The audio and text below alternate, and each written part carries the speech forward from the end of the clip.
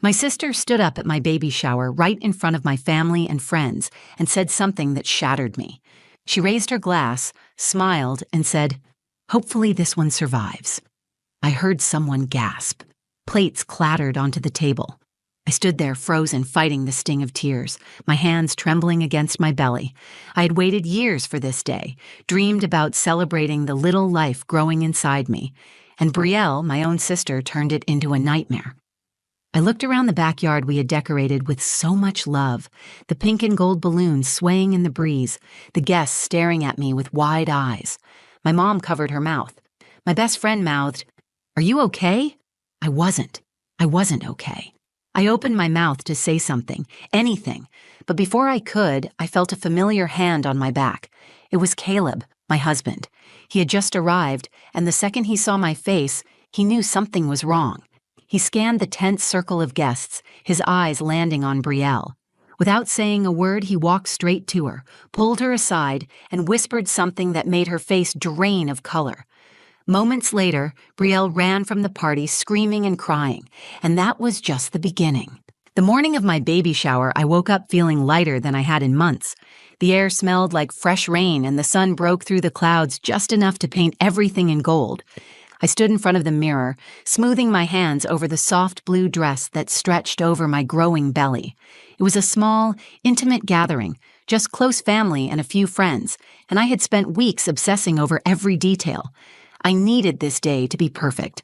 After 2 painful miscarriages, this pregnancy had felt like a second chance, a fragile miracle I was finally brave enough to celebrate. I had always pictured my sister, Brielle, standing by my side on days like this. Growing up, we had shared everything, secrets, bedrooms, dreams about the future. Somewhere along the way, though, something shifted. Maybe it was when I got married to Caleb and Brielle was still struggling with dead-end relationships. Maybe it was when my career started to take off and hers never really got going. Maybe it was just easier for her to resent me than to admit she felt left behind. I kept telling myself it would get better, that the tension between us was just a phase, that blood would always be thicker than envy. I believed it because I needed to. The backyard was beautiful that afternoon. Caleb and my best friend, Tessa, had strung pink and gold balloons from the porch to the fence. A long table covered in soft linen held tiny cupcakes and lemonade in mason jars. The words, "Welcome Baby Bennett," hung from the archway in glittery script. I walked out into the yard, and the sight of it almost made me cry, not from sadness, but from overwhelming gratitude. For a few moments, I forgot about Brielle's unpredictable moods, forgot about the ghosts of past pregnancies lost. All I could feel was hope. For the first time in a long time, I truly felt like I could breathe. The guests trickled in, laughing and chatting, arms full of pastel-wrapped presents. I hugged everyone a little tighter than usual. Each embrace felt like a tiny stitch, pulling my heart back together. Tessa handed me a cup of lemonade and whispered, "You deserve every bit of this, Alara." I smiled and squeezed her hand. She had seen me at my worst, sitting on the cold bathroom floor staring at yet another negative pregnancy test, and later, grieving when the tests turned positive, only to end in heartbreak. Then Brielle arrived. She wore a tight white dress, sky-high heels, and a fake smile stretched across her face. She kissed my cheek lightly, the way you might kiss a stranger at a wedding, and handed me a gift bag. Inside was a onesie that read, "Oops, I did it again." I laughed awkwardly, not sure how to take it. Tessa raised an eyebrow, but I shook my head slightly. It was Brielle. She made jokes when things got uncomfortable. I told myself not to read too much into it. As the afternoon wore on, I found myself glancing at Brielle from across the yard.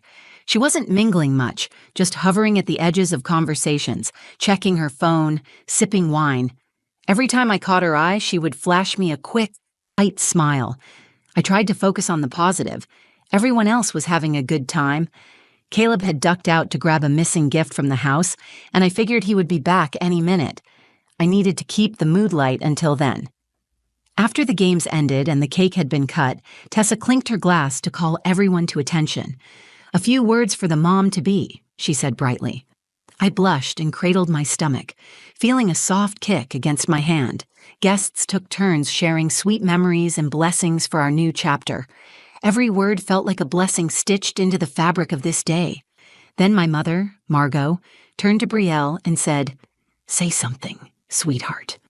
Her voice was light, almost pleading. I stiffened slightly. I could see Brielle's mouth pull into a smile that didn't reach her eyes. I prayed she would just say something nice, something simple. Just this once. Brielle lifted her glass. For a second, the whole backyard seemed to hold its breath, and then, with a tone that sounded almost amused, she said it.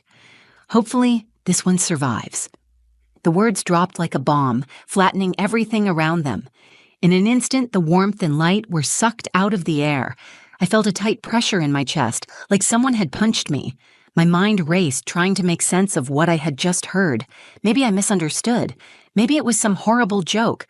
But the look on her face, the way her lips curled just slightly, told me otherwise. The guests froze. My mother's hand went to her mouth. Tessa shot me a horrified look.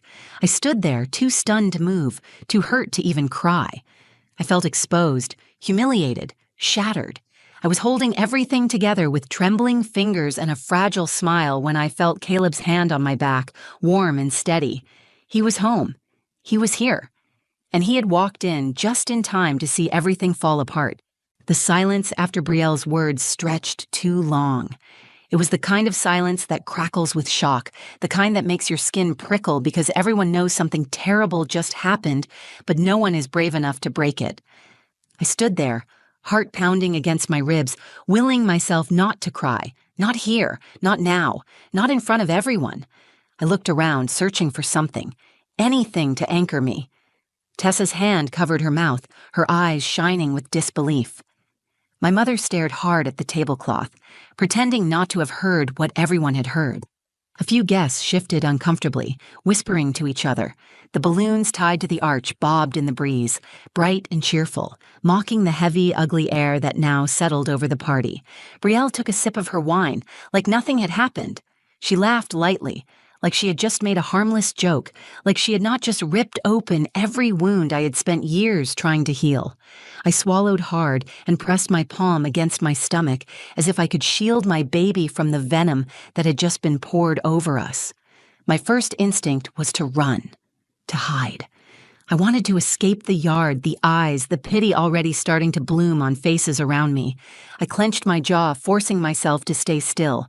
If I ran, she would win. If I crumbled, she would know she had gotten what she wanted. My baby deserved better than that. I deserved better.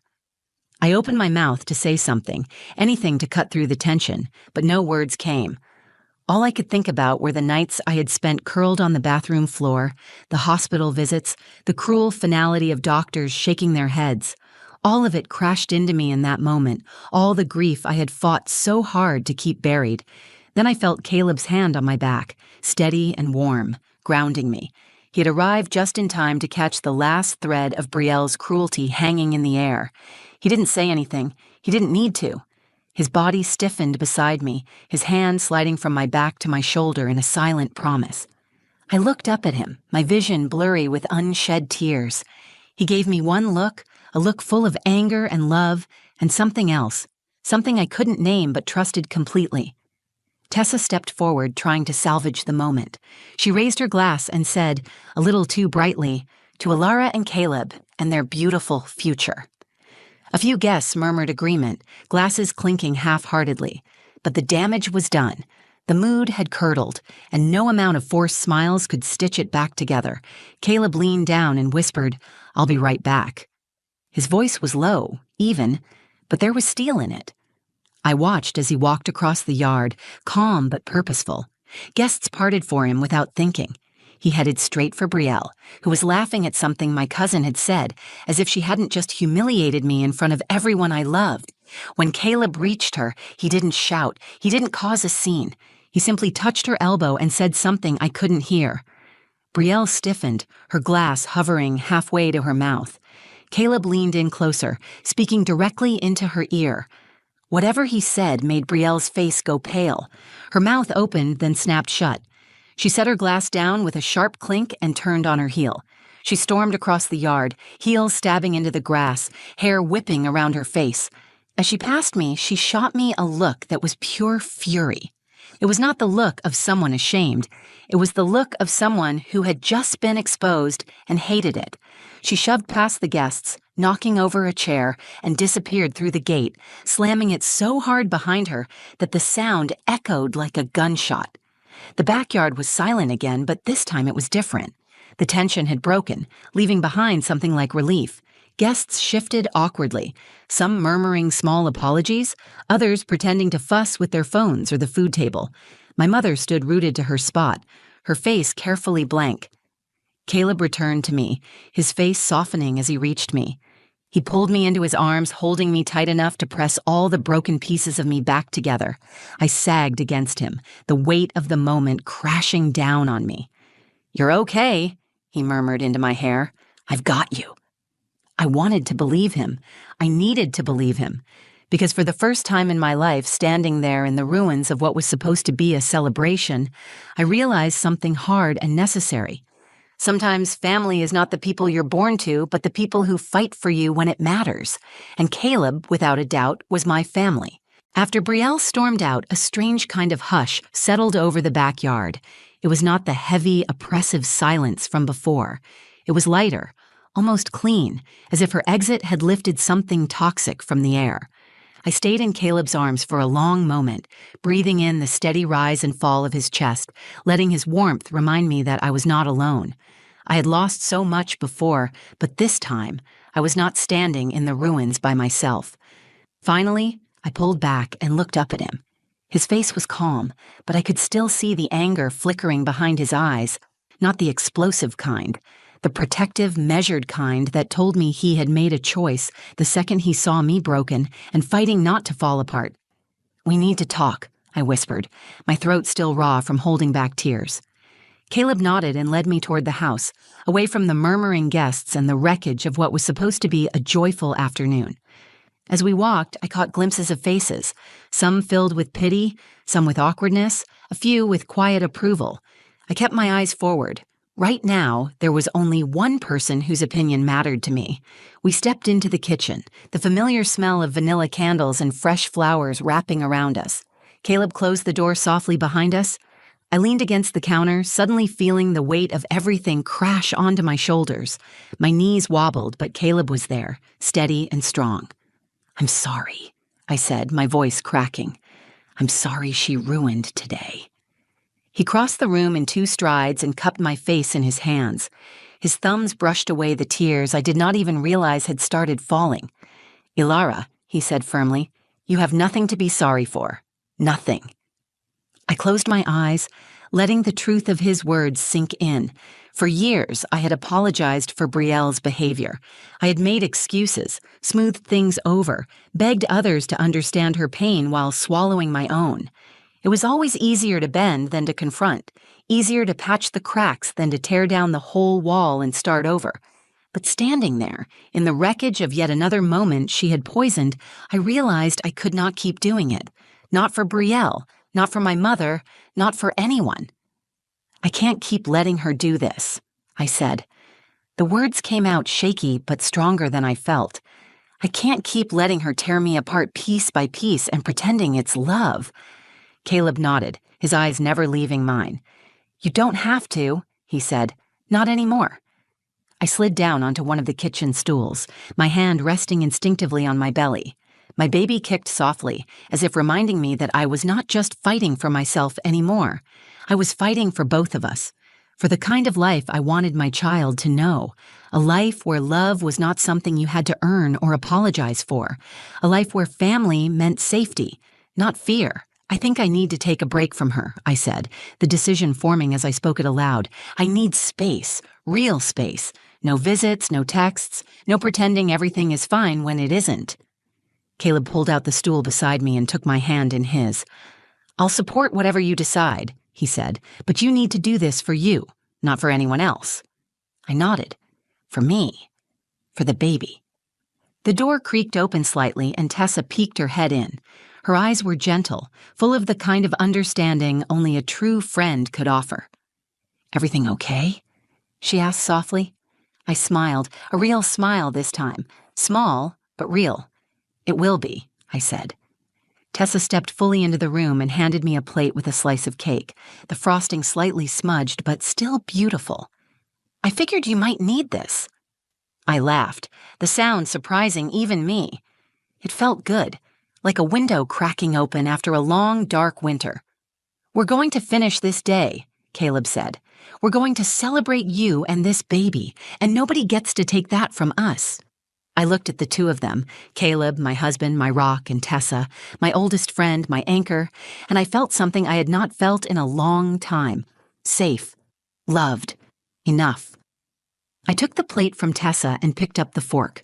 My hand was steady now. The decision had been made, and with it came a strength I had almost forgotten I possessed. I was done letting other people's bitterness write my story. From now on, I was writing it myself, and it was going to be beautiful. I stepped back out into the backyard with Caleb and Tessa at my side. The late afternoon sun bathed everything in soft gold, as if trying to erase the shadows Brielle had left behind. Some of the guests had drifted toward the dessert table, nervously nibbling cupcakes, pretending that everything was fine. Others stood in small, uncertain clusters, glancing at me with quiet concern. For a moment I hesitated.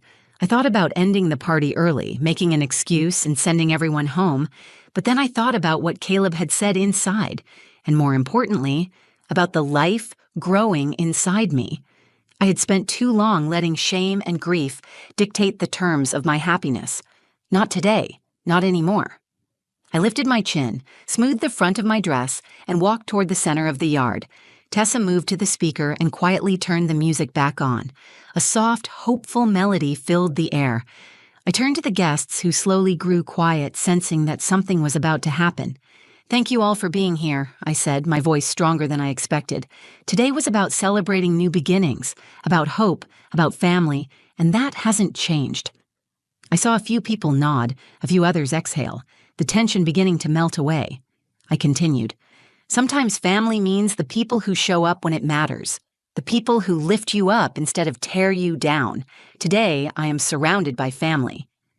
At that moment, Caleb stepped beside me, slipping his hand into mine, and the gesture said everything words could not.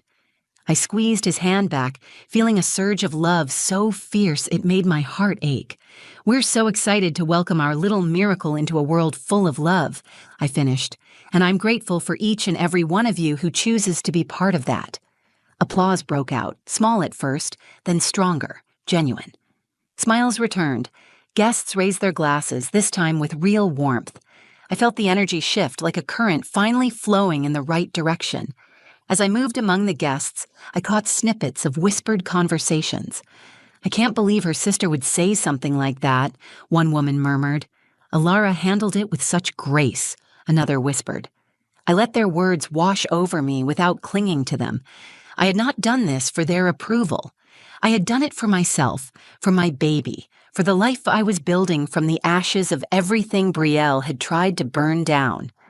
Later, after the last gift had been opened and the last cupcake eaten, Caleb and I stood together under the fading light, watching the final few guests trickle out through the gate. My mother approached us, her face tight, uncertain. "Ilara," she began, wringing her hands. "Brielle didn't mean—" I held up my hand, calm but firm. "Mom, please, not today." She opened her mouth as if to argue, then thought better of it. She nodded stiffly, kissed my cheek, and walked away, her shoulders sagging as she disappeared down the driveway. I felt a pang of sadness, but also a deep, steady certainty that I had done the right thing. Caleb turned to me, brushing a stray hair from my face. "Proud of you," he said simply. Tears filled my eyes again, but this time they were not from pain. They were from pride, relief, hope. We went inside, the quiet house welcoming us with open arms. Caleb helped me out of my shoes and led me to the couch. We curled up together, my head on his chest, his hand resting protectively over my belly. I listened to the slow, steady beat of his heart, and for the first time in a long time, I felt completely at peace. Not because everything was perfect, but because I had finally claimed the right to protect my own happiness, to protect my family. Somewhere inside me, a tiny flutter kicked against Caleb's hand. He laughed softly, a deep, joyful sound that filled the room. "She's strong," he said. I smiled, resting my hand over his. She's going to have to be. That night, I drifted to sleep feeling something I thought I had lost forever. Hope, steady and fierce, blooming where bitterness had once lived. Brielle's words had tried to crush me, but they had only revealed something stronger. I was not the broken one. I was not the weak one. I was the one who survived. The next morning, I woke up feeling lighter. The memories of the baby shower were still fresh, but they no longer crushed me. I had expected to feel broken, maybe even ashamed. Instead, I felt stronger, as if something inside me had been reforged in the fire Brielle tried to start. I made a quiet breakfast while Caleb slept in. The house was peaceful, the kitchen bathed in soft morning light. I sipped my tea and ran my hand over my belly, feeling a tiny nudge in return. I thought about everything that had led me to this moment, the years of trying, the heartbreak of losses, the nights of wondering if I was enough, if my body was strong enough, if my spirit could keep going. I thought about Brielle, about the years I had spent trying to win her approval, to smooth over her sharp edges, to protect her at my own expense. I had clung to the idea that family loyalty meant enduring cruelty without complaint, that love meant sacrifice, no matter the cost. But standing there at my own baby shower, humiliated and heartbroken, I had seen the truth with blinding clarity. Love does not humiliate. Love does not tear down or diminish. Real love builds, heals, strengthens, and sometimes real love looks like choosing yourself when others will not. Caleb joined me at the table, still rumpled from sleep, his eyes soft when he looked at me. He did not ask about Brielle. He did not ask if I wanted to reach out or smooth things over. He trusted me to make my own choice. That trust, that quiet support, meant more than 1,000 empty apologies ever could. Later that week, I received a few texts from family members. Some were supportive, telling me they admired how I handled myself. Others were more cautious, trying to excuse Brielle's behavior or urging me to be the bigger person. I read each message carefully, but I did not reply. I owed no one an explanation for protecting my peace. The truth was, the decision I made in the kitchen that day had already taken root. I was done sacrificing my happiness to preserve relationships that hurt more than they healed. I was not closing the door on my family forever. I was simply stepping away long enough to heal, to build something better for myself and for the little girl growing inside me. In the weeks that followed, life moved forward. Caleb and I finished decorating the nursery. We painted the walls a soft sage green and hung tiny animal prints above the crib. We spent late nights building furniture, laughing when we realized we had installed half the drawers backward.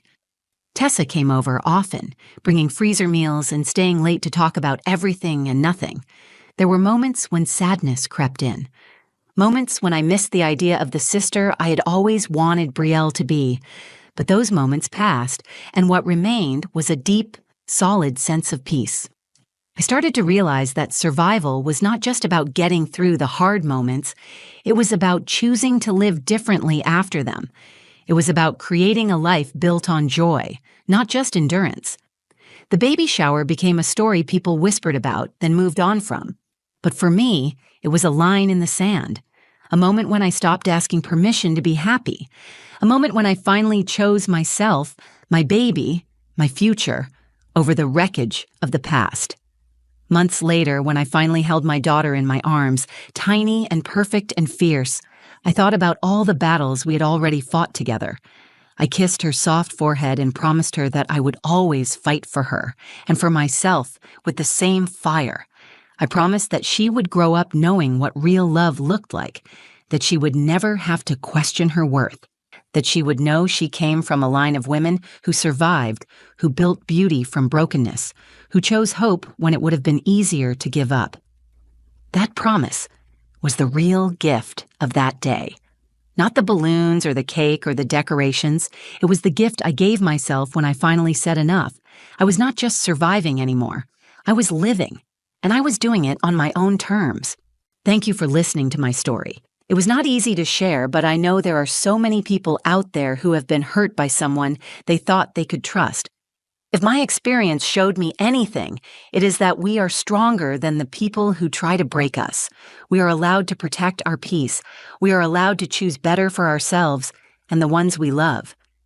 If this story touched you, or if you have ever had to walk away from someone you cared about to find your own happiness, please take a second to like this video. It helps more than you know. Share it with someone who might need a reminder that they are not alone. I would love to hear your thoughts in the comments. Your stories, your strength, your victories. I read every single one. And if you want to hear more real, raw, and honest stories like this, make sure to subscribe to the channel. We are building a community here where healing and hope are always welcome. Thank you again for being here. I cannot wait to share more with you. At my brother's birthday party, my own mother called me the help. She said it with a laugh, in front of everyone, while I was passing out cake. People chuckled like it was harmless, like I should be used to it. But then my 8-year-old son tugged my hand, looked up at me, and whispered, "Can I say something?" Before I could stop him, he climbed onto a chair, held up a folded note, and started reading. The room fell silent. Nobody laughed after that. I never expected much from my family. Not praise, not affection, not even kindness. Just the bare minimum. A seat at the table, a moment of acknowledgement, maybe a little space to be myself. But even that seemed like too much to ask most days. My name is Lena Hartley. I'm 35, a single mom, and I've been raising my son, Micah, on my own since he was 2. Life isn't glamorous. We don't have a backyard or granite countertops, but I've managed to build something solid. I work 2 jobs. I stretch paychecks. I put everything I have into making sure Micah feels seen, safe, and loved. It's a quiet kind of life, and honestly, I like it that way. But then the invitation came. My older brother, Grayson, was throwing a birthday dinner at our parents' house, or rather, my mother was throwing it for him. A sit-down meal catered. "Just family and a few close friends," she said on the phone. She made it sound casual, but I knew better. Nothing my mother, Dolores Hartley, ever does is casual. She's the type who irons pillowcases and keeps a standing hair appointment like it's a court summons. She's always had a vision of how her family should look. Polished, proper, a little performative. And Grayson? He fits that image like a glove. Tall, charming, successful. He's a real estate agent with a white smile and a lake house. The golden boy. The one who made her proud. Then there's me. Growing up, I was the one cleaning up the kitchen while he got praised for microwaving popcorn. I was the responsible one, the quiet one, the one who didn't need much. But I did. I just stopped asking. Over time, I learned my place in that house. Not the favorite, not even close. Still, when Micah saw the invitation on the fridge and asked, "Are we going to Uncle Grayson's party?" I said yes. Not for me, for him. I didn't want my bitterness to become his.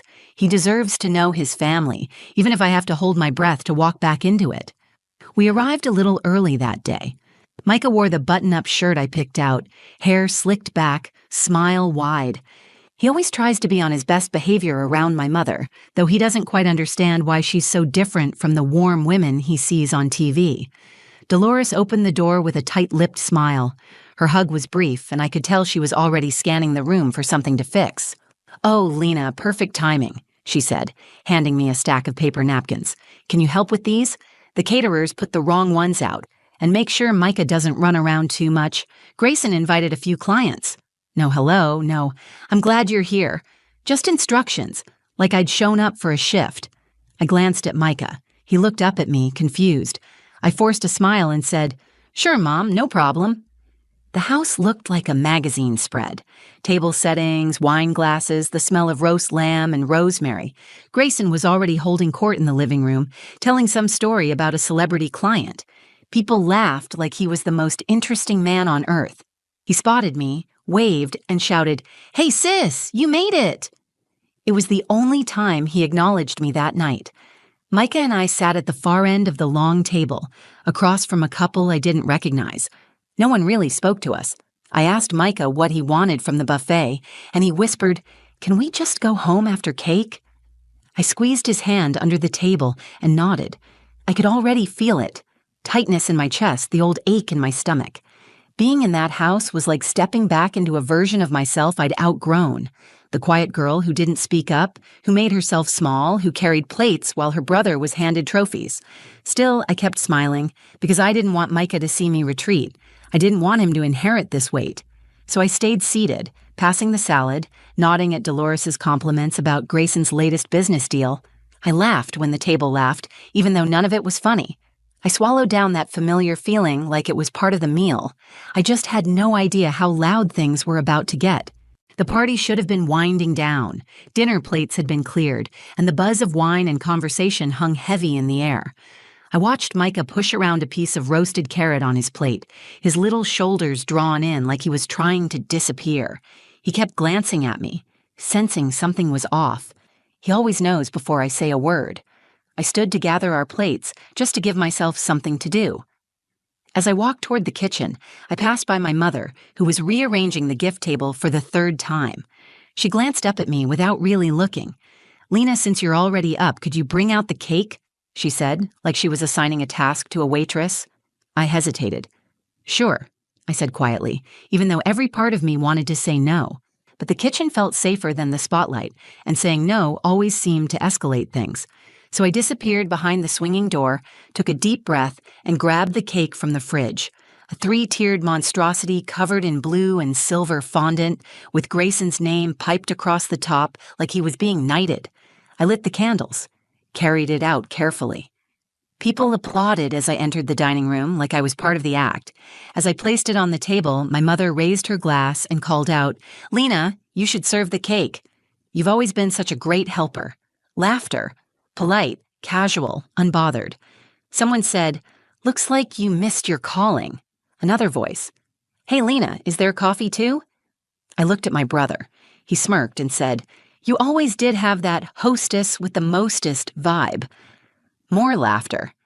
In that moment, I wasn't a guest. I wasn't a sister. I wasn't a daughter. I was staff. Background, an unpaid extra in someone else's story. My mother smiled like she'd just delivered the perfect punchline, the kind of smile she wears when she's feeling particularly pleased with herself, like she'd just put me back in my place. Micah was staring at me, eyes wide and unblinking. His little hands clenched the edges of his chair. I tried to smile at him, to make it okay, but I could feel my face trembling. I picked up the knife, started slicing the cake, plate after plate. Chocolate. Vanilla, more chocolate. I kept my eyes down, kept moving, like if I stopped, I'd fall apart. Then I felt a gentle tug on my shirt. Micah. He pulled me down so he could whisper. "Mom," he said, "can I say something?" I shook my head quickly, barely able to speak. "Not now, baby." His voice was quiet but steady. "Please." I wrote something. I brought it just in case. I looked at him. He was holding a folded piece of paper in his small hands. He had written it in pencil, the edges worn soft like he'd been reading it over and over again. I didn't know what was on it, but I knew Micah. I knew that look. He was serious. He whispered again, "Can I do it now?" I nodded before I even knew why. Maybe because I didn't have the energy to say no. Maybe because some part of me wanted him to speak for both of us. He pushed his chair back, stood up on it carefully, and held the note high above his head like it was something sacred. People turned. Conversations stopped. Grayson frowned. My mother's eyes narrowed. Micah cleared his throat. "Excuse me," he said, voice trembling slightly. "I wrote something I want to say about my mom." I reached out instinctively, but he was already reading. "My mom works 2 jobs. She still reads to me every night. She doesn't get fancy clothes or time to go on trips, but she always makes me feel important. Even when she's tired, she smiles at me. She always shows up. She listens to me. She makes everything okay, even when people are mean to her. My mom is not the help. She's the hero." The room froze. Nobody laughed. Not one word. Forks stayed midair. My mother looked like someone had thrown a glass of cold water in her face. Grayson blinked, stunned. Micah's hands trembled as he folded the note back up. He looked around the room and said, "So please stop treating her like she doesn't matter." I was already crying, silently, holding a dessert plate like it was the only thing keeping me grounded. He stepped down and walked over to me. I dropped to one knee and hugged him tightly. I didn't move at first. Micah had just read his note, his tiny voice cutting through a room full of adults who suddenly had nothing to say. You could hear the hum of the refrigerator from the kitchen. A chair creaked somewhere behind me. That was it. No one knew what to do with the silence he'd created. He climbed down from the chair, walked over, and slid his arms around my waist. I wrapped my arms around him so tightly I could feel his heartbeat against mine. I wanted to disappear into that hug, stay there forever. It was the safest I'd felt all night. Still holding him, I looked around the room. My brother sat with his mouth slightly open, like he was about to speak, but couldn't find the words. His wife, Lexi, looked deeply uncomfortable, eyes darting between her plate and her lap. A few guests I didn't even know looked away, pretending to fix their silverware or sip wine that had long gone warm. Someone cleared their throat and it sounded too loud. My mother was the only one who held eye contact. Dolores Hartley, still seated at the head of the table, arms folded, her lips pressed so tightly they had turned white. Her expression was unreadable, but I recognized the flicker behind her eyes. Embarrassment, maybe even shame. But if I knew her, and I did, it was quickly being replaced by anger. Not at herself, for being cruel, but at me, for letting this happen, for allowing the silence to break, for giving Micah the space to speak. I could feel her judgment like a spotlight. That's when the decision started to form in me. Not a loud, angry decision, not even one I fully understood in the moment. It wasn't about revenge. It wasn't about proving anything to anyone. It was simply this. I wasn't going to stand there and take it anymore. Not in front of my son, not in front of myself. I stood up slowly, holding Micah's hand. "Thank you," I whispered to him. Then I looked straight at my mother. My voice didn't shake this time. "I came here because I thought maybe things would be different, because I thought maybe my son deserved to know his family. But I won't let him think this is what family means." Dolores opened her mouth, but I didn't let her speak. "You've been treating me like I'm background noise for as long as I can remember, but I'm not invisible. I'm not your helper. I'm not something to be managed, and I'm definitely not going to let you teach my son that this is how you treat people you're supposed to love." She scoffed. "Lena, it was a joke. You're being dramatic." Micah stepped closer to me and said clearly, "It wasn't funny." That shut her up. Grayson finally stood up and tried to play peacekeeper. "Come on, Lena, let's not make this a thing. It's my birthday. Let's just—" I looked at him. "Exactly, it's your birthday. And you watched Mom humiliate me. Again, you laughed. Again. And you didn't say one word when your nephew stood up for someone you've never bothered to." His mouth opened, then shut. He had nothing. I turned to the room.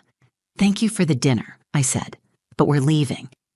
Micah clutched my hand, proud and quiet. I could feel his energy, calm, confident, like he knew he had done something important.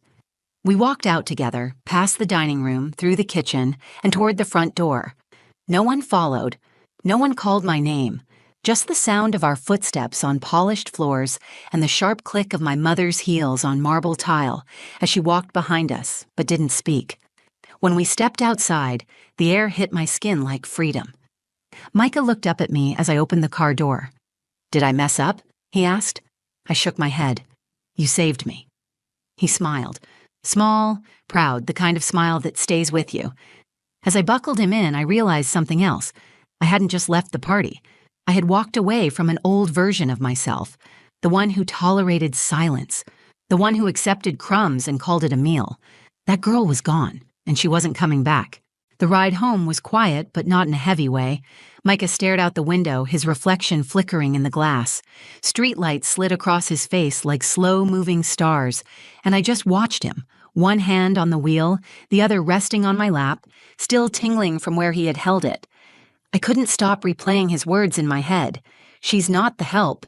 She's the hero." No one had ever said something like that about me, not out loud, not in front of a crowd, not without hesitation or apology. And it came from an 8-year-old, my 8-year-old.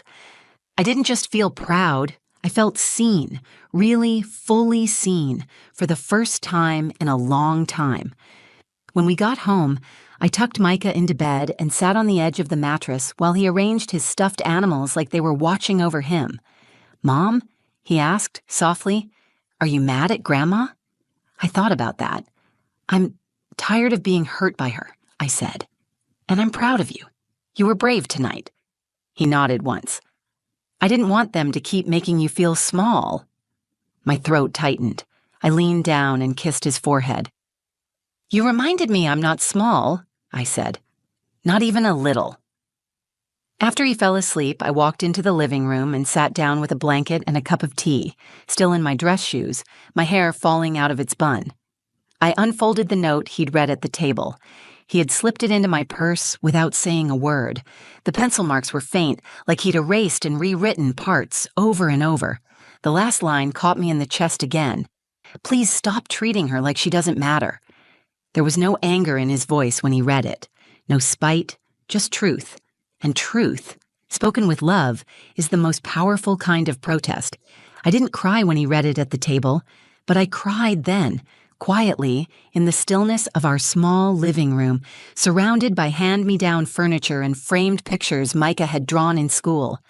I cried because the little girl inside me, the one who never fought back, finally felt like she didn't have to. The next morning, I woke up to a string of unread texts. The first was from my mother. We need to talk, call me. That was it. No apology, no acknowledgement, just the same clipped voice she always used when she wanted to move past something without addressing it. I didn't respond. Grayson had texted too. Micah's got guts. Honestly, didn't know what to say. Hope you're good. I stared at that message for a long time. It was the closest thing to self-awareness I'd ever seen from him. But it still didn't feel like enough. Because here's what I realized. For years, I had hoped that if I just kept showing up, kept being helpful, kept making things easier for everyone else, they would eventually love me for who I was. That maybe one day I'd be enough to earn a seat at the table, not as an afterthought, not as the help, but as someone who mattered. That day never came, until Micah stood on that chair. In a room full of adults, he was the only one brave enough to say the truth out loud, and somehow, in doing that, he didn't just defend me, he healed something in me. He reminded me that my worth doesn't depend on how many people clap for me at dinner. It doesn't live in my mother's approval or my brother's attention. My worth is in the way I love, the way I show up, the way I keep going, even when I'm tired, even when I'm overlooked. Micah saw that, and he made sure everyone else did too. I haven't called my mother back yet. Maybe I will, maybe I won't. I haven't decided if I need closure or if I've already gotten it from my son's voice echoing through a room full of people who finally stopped laughing. But this I know. I walked into that party thinking I was powerless.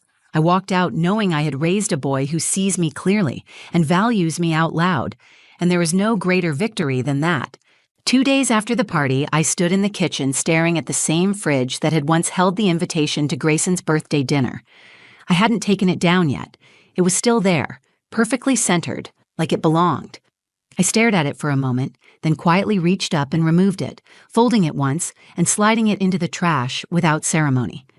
Micah sat at the kitchen table doing math homework.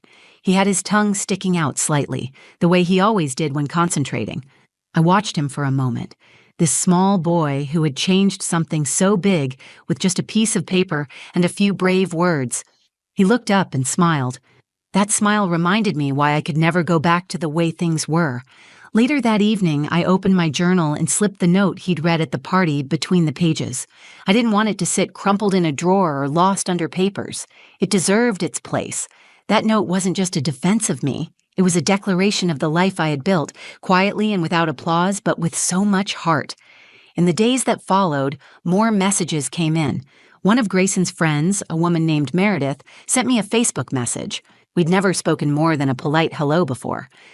I just wanted to say, your son is amazing. That moment really hit me. I saw a little bit of myself in what he said. Thank you for raising a boy who speaks truth with kindness. I stared at that message for a long time. It meant more than she probably knew. Then came another text, from my father. Micah reminded me of you when you were little. I should have stood up more back then. I'm sorry. That one made me cry. And then there was my mother, Dolores. She didn't call. She didn't write. She sent one more message a week later. When you're ready to talk, I'd like to understand what happened better. Maybe I haven't been fair.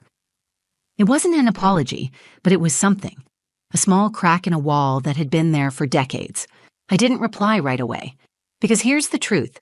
I wasn't angry anymore. I was just done. Done trying to earn love that should have been mine freely. Done twisting myself into someone more likable, more palatable, more convenient. I wasn't going to filter myself to fit into a family narrative that only ever centered someone else's success while erasing my survival. Micah had rewritten that story in a single evening, and in doing so, he gave me permission to stop shrinking. I started making small changes. I deleted the family group chat. I unsubscribed from trying to impress people who barely saw me. I stopped explaining my choices.